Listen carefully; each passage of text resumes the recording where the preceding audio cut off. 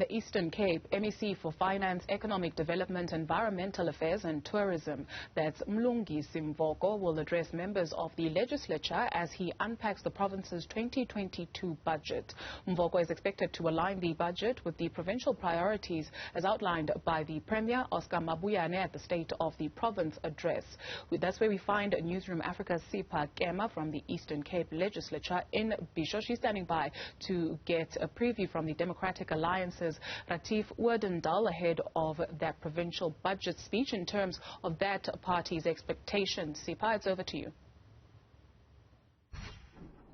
Well, thank you so much, Duduzile. Now, before we speak to Retief Oudendal, just to give you an indication on what could be on the top priority list in the Eastern Cape, of course, there is the big issue when it comes to the Department of Health, as we've seen protests coming from healthcare workers saying they haven't been paid. So that's one of the other issues. Also, Department of Education is another one on that list, as well as water and sanitation, knowingly that there has been a water crisis within the Eastern Cape, especially with the drought, but also ensuring that the people from the Eastern Cape have hygienic water to drink. Now, getting into the Democratic Alliance ahead of the budget speech there, Duduzile, the Democratic Alliance in the Eastern Cape released a statement just yesterday saying that the Eastern Cape needs a strong plan during these uncertain financial times. Now, to speak more on that, we'll be joined by Retief Oudendal, who is the Shadow Minister of the Economic Affairs in the Eastern Cape for the Democratic Alliance. And now, Retief, looking at most of what was said in that statement by the Democratic Alliance, I think let's address one of the biggest issues in the Eastern Cape, and that is the Department of Education and the Department of Health, where most of the budget is supposedly or expected to go towards. Absolutely. I think that's where we expect the Honourable MEC to pull a rabbit out of the hat. It's the elephant in the room, so to speak. Both those two departments are factually bankrupt. The Department of Education has not been able to deliver textbooks and stationery to schools in the first quarter of the new school year. So they are in dire financial straits and they need additional funding.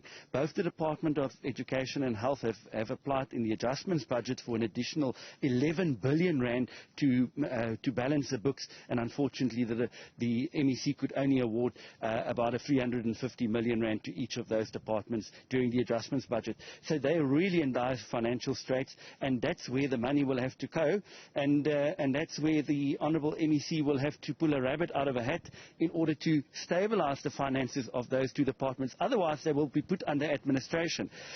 Just to indicate how dire the situation is in the health department, they've got payables and accruals of about 4.4 billion rand. That means that they've got creditors to the value of more than 4 billion rand that they simply cannot pay in this current financial year. So it's really a very gloomy situation. It is indeed. Thank you so much, Retief Oudendal, there from the Democratic Alliance. You heard from yourself, Duduzile, there, especially Department of Health in the Eastern Cape is what seems to be one of the biggest issues when it comes to the allocation of this budget. So we will be hearing, where the MEC will be focusing. But as said, it is expected to go towards mostly those two departments, but also not forgetting infrastructure. That is one of the main concerns in the Eastern Cape, as far as roads and also fixing of public infrastructure such as your municipal offices. Just before elections, we did a tour as Newzroom Afrika across the Eastern Cape, visiting different parts of the Eastern Cape, looking at the roads, whether they're maintained, but also looking at the buildings inside the towns and also the government-owned buildings as well. That's where also we are expecting the focus to also shift, as announced also by the Premier of the Eastern Cape, Oscar Mabuyane, saying that they are looking at allocating much of the budget there. But also, as we know that the Eastern Cape was hit by natural disasters from December as well as in January, floods everywhere. So we're going to look at that relief plan, whether or not it's going to also come through with this budget. How will they then, how will the budget then assist what needs to be fixed as a result of these natural disasters that took place then, looking at the roads, looking at schools, looking at clinics in different parts of the Eastern Cape. But of course, we'll bring you updates from the budget speech, Eastern Cape budget speech, that is 2022. For now, it's back to you in studio, Dudizile. Looking forward to it. Sipha, Kema in the Eastern Cape for us. Thank you very much for that detail.